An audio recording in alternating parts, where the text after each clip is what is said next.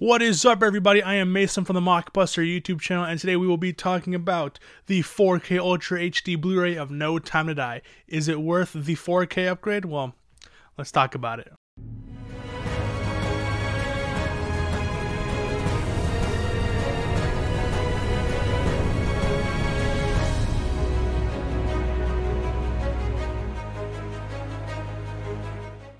Okay, and welcome back to another 4K review. This time, it is Daniel Craig's last outing as James Bond here in 007's No Time to Die. This is a very interesting movie because this is one of the... I can't think of another huge release that has been made entirely on film. Yes, some speculations were, oh, it's so sharp, it's so beautiful, it's so sharp, it has to be made digitally. Well, no, it's actually made on film. All of it, 65mm IMAX film, and it is absolutely beautiful. Just to get into the tech specs, the 4K Ultra HD Blu-ray is printed on a UHD 100 triple layer disc. The video resolution is 2160p native 4K DI with Dolby Vision HDR and HDR10 and 10 Plus. The aspect ratio is 239:1, and the audio format is actually what's cool about this disc, because I've never seen it. I'm gonna put this down; it's very glaring. But I haven't. What's cool about this film is that I haven't seen that many 4Ks with. It's usually a Dolby True HD 7.1 for the English track, and then the rest are just normal 5.1s. But every single English, French, and Spanish are all on Dolby Digital Plus 7.1 tracks, except for the English, because that's a True HD 7.1 track. So that is really interesting. When it comes in ways of bonus features, there are plenty of bonus features. This is a great 4K disc. You're going to get over an hour of bonus features on the 4K, as well as much more on the standard Blu-ray. What's weird is that it doesn't come with a digital code. I'm guessing because what is it, Paramount or MGM has their own streaming service or their own premium streaming channel. So that's probably where this will be on. But besides all that stuff, let's get into the point. And wow, my mind was blown with this 4K. I was expecting basic 4K at most, but going back and rewatching all of the James Bond movies for the first time, I have here this copy of Skyfall on standard Blu-ray, and that looked absolutely beautiful. So that really made me hyped for No Time to Die, because even though it's not made by Sam Mendes, it's made by, I'm not too sure about the director, but the director is a cinematographer at trade. So he's kind of like our modern day Stanley Kubrick, in a sense that he's a photographer, cinematographer, as well as a director and writer and all that stuff. So that's really cool. So you can really see that it is a beautifully shot film, and this is the definition of demo quality disc. To prove my point, all of the clips that I will be showing in this video are within the first 20 minutes. Yes, 20 minutes, because some people haven't watched this movie yet. I don't want to spoil anything, but yes, the first 20 minutes of this is demo quality. The whole movie is a demo quality, 2 hours and 46 minutes of pure orgasmic pleasure. I don't know what I'm saying, but you know what I'm trying to say. This is why 4K exists, for movies like this, for event films that are treated properly and made on film. I love movies on 4K made on film, because there's just this certain richness to it that you don't really get with digital. Digital, I feel, is too clean. Although it is very sharp, for digital is very sharp, it just doesn't have that homey, warm film look. You know what I'm trying to say? Getting into this film, being that it is made on actual film, 65mm and 35mm, you are gonna get grain. So if you hate grain, it's okay at certain shots. It is very heavy. Like, I wasn't expecting that much heavy grain, especially in that first scene in winter times. If it's a pure white or very contrasting color, very bright contrasting color, you're gonna see quite a bit of film grain, but that is to be expected, being that it is a movie, again, made on film. So if you're a grain hater, this might not be what you're looking for. But for film lovers and the old school film buffs like me and like other people, you're gonna love this. The film grain looks, it's not like really bad. The grain structure is very well done, and it's not very distracting. This film being directed by a cinematographer, he knows his shots, and oh my god, the wide shots of just the open plains, like in the first opening scene in Italy, where they show that huge landscape of like the houses with like the burning of fire and all that stuff. That looked absolutely beautiful, and I was just amazed throughout the entire film. Now again, this isn't made on a digital camera, but holy moly is this movie ever sharp. Close-up is so good. You can see little minute details within Daniel Craig, because Daniel Craig is getting a little old. He's about in his mid-50s, so you're going to see the lines on his face. You're going to see the blotchiness of red overtones in his skin. You're going to see the scars. There's just so much sharp detail within it. Like even the clothes, I was amazed. Like there's a scene in the opening and they show the kids' clothes. You can see the little line ridges within the clothing. You can see patchwork. You can see all these very little minute details. Then even going further into details, when an explosion happens and Daniel Craig gets pushed off, you can see dirt, blood on his face. You can see individual blots of where, you know, he landed on his face and stuff like that. It's just absolutely amazing. The detail in this film is absolutely mind-blowing. Now again, there is great depth. It is made on certain cool lenses, anamorphic lenses, and different type of film lenses that make the depth really nice. Scenes in the front are very sharp, but scenes in the back have this nice blurry bokeh feel to it. So you're going to have a great depth of field when it comes to that.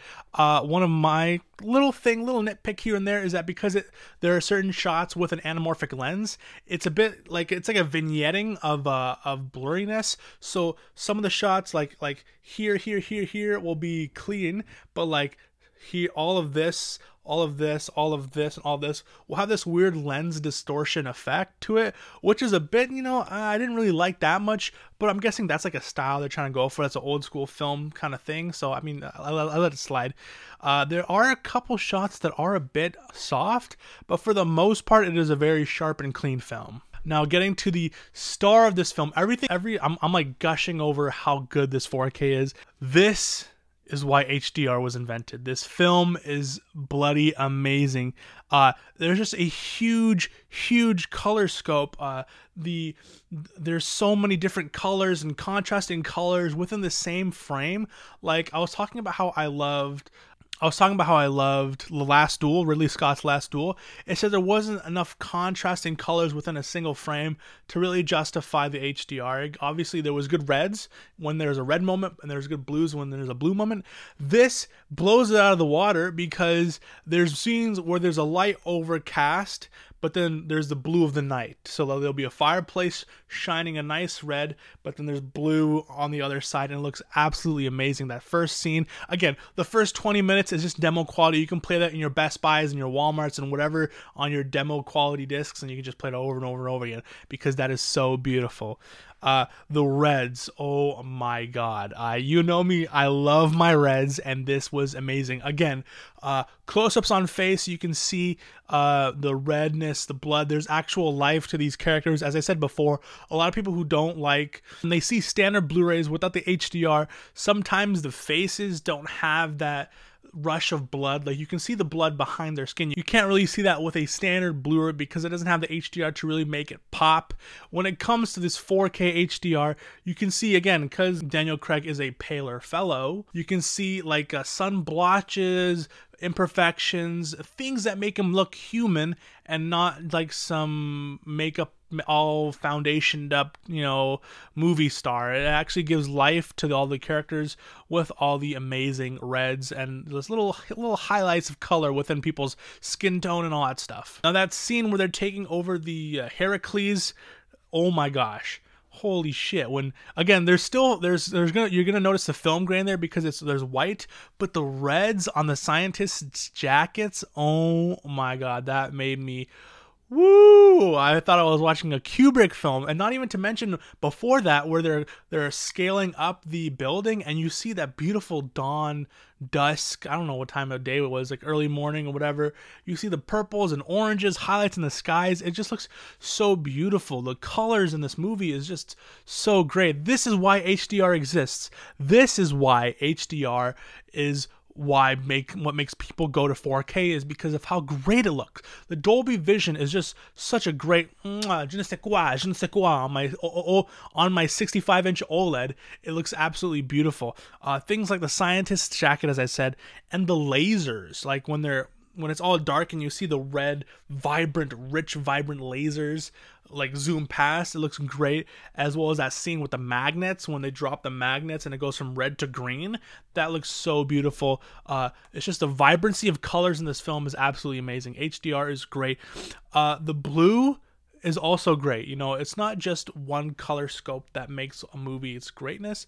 The entire color scale of everything, the entire color gamut is well done within this Dolby Vision HDR10 Plus. Like there's this close-up scene with James Bond. There's a lot of shots of James Bond's baby blue eyes, and it's absolutely beautiful. And at first I was like, oh, obviously he has very bright, vibrant blue eyes, but then it cuts away to another to like out, and you can see the blue of the canopies and all that stuff in the background, and that looked really good as well. So the HDR, oh my god, I can't just and oh my gosh.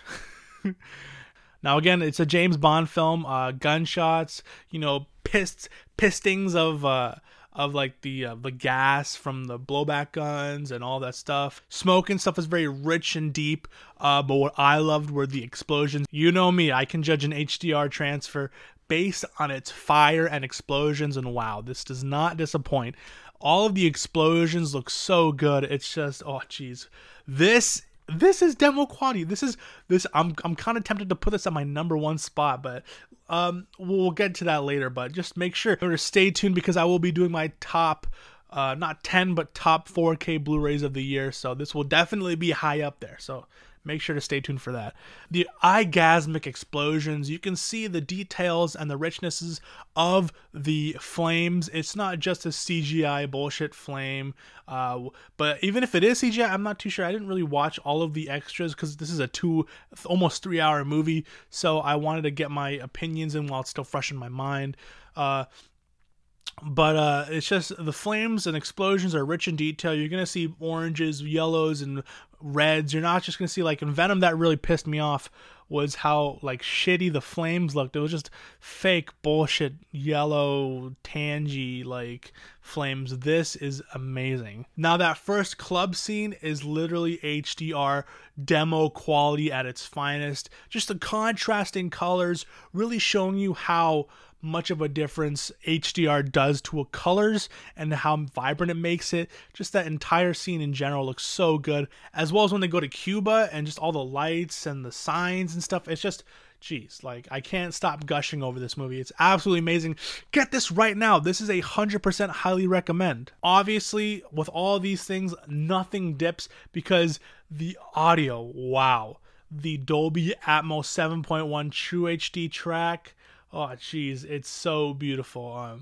You're going to get depth of field. You're going to get so much detail. A good audio track has not just an upfront track of like a mono track, but this is everywhere, from the sides, from the top, from the bottom, from behind you. It's absolutely amazing.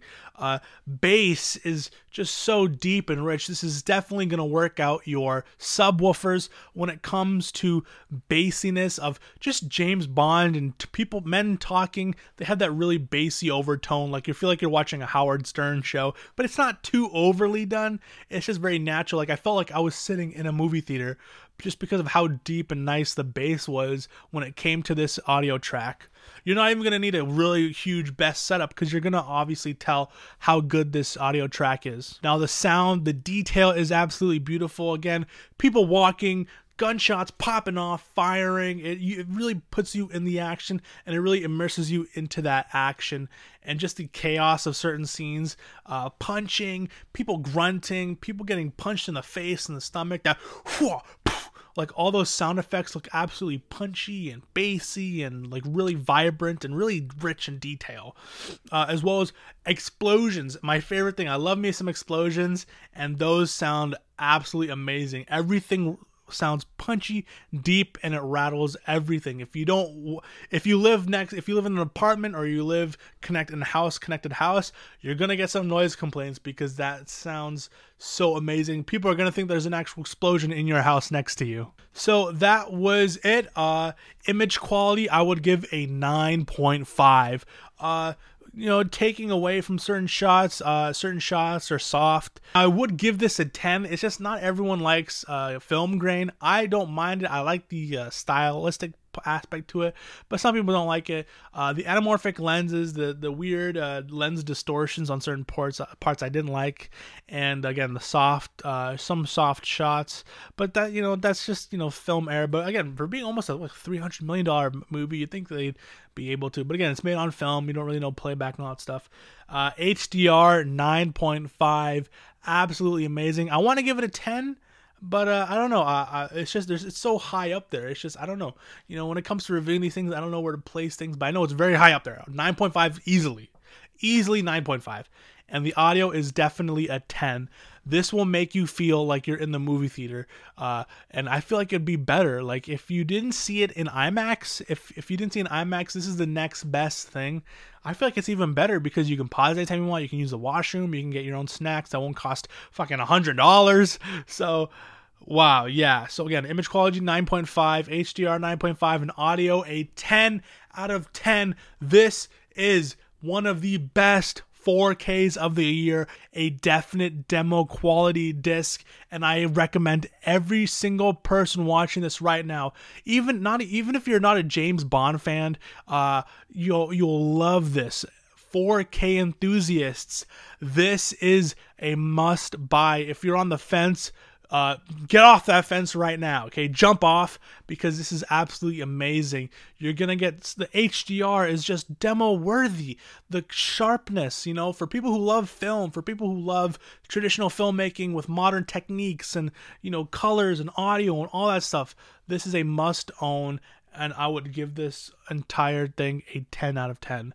This is up there with the greatest 4K transfers, and I'm so glad I was able to pick it up with the collector's edition slipcover, because I know sometimes it might not show up. I'm not too sure.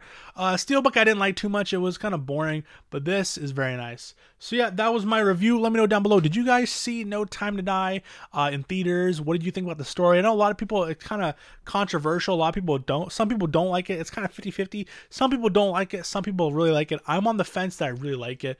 Being that I just watched all of the James Bond 007 Daniel Craig films, I really like this. This is high up there. I think this is my favorite Bond movie next to Skyfall and Casino Royale. It's up there. It's kind of like within their own realm. So I would say Casino Royale is here. Skyfall is just a little bit below that because of the the character arcs and all that stuff. And then No Time to Die is really up there. So yeah, let me know down below. Did you also pick up the No Time to Die on 4K Blu-ray? Let me know down below your opinions on this 4K disc. And again, please, it means a lot to me. I'm gracious to everyone who watches another video of mine, and I'd be very grateful to you guys if you would like, comment, and subscribe. It really does a lot for me. Being a younger physical media collector, we're trying to further the generations, right? We want to keep physical media alive, and what not better to support younger physical media collectors like me, yay! So keep physical media alive, make sure to support next generations, and yeah, thank you so much for watching the video of mine. I am Mason from the Mockbuster YouTube channel. Thank you so much for watching the video of mine. Please leave a like, comment, subscribe, all of the YouTube banter. Please stay safe, God bless, and cheers, guys. Peace, love, tranquility, live long and prosper. 4K Blu-rays out. Woke up this morning, got some gabagoo. And then I woke up the next day and got some gabagoo.